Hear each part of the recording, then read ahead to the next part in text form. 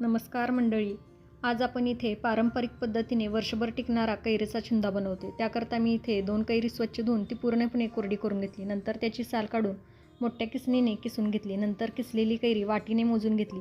2 वाटी किस होतं तर त्यासाठी मी इथे 2 वाटी साखर घेतली. त्याचबरोबर यामध्ये चवीनुसार मीठ घालून याला छान मिक्स करून घेतलं. साखर विरघळल्यानंतर यामध्ये अर्धा चमचा हळद, 4 लवंग आणि दालचिनीचे तुकडे घालून याला छान मिक्स करून घेतलं आणि नंतर यावरती सुती कापड बांधून याला 2 ते 3 दिवस उन्हामध्ये ठेवून दिलं.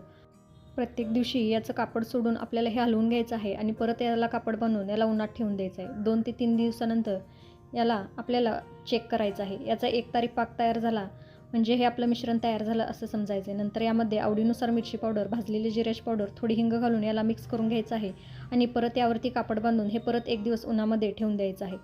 तयार झाला आपला कैरीचा छुंदा. रेसिपी आवडली असेल तर प्लीज लाईक, शेअर आणि सबस्क्राईब करायला विसरू नका.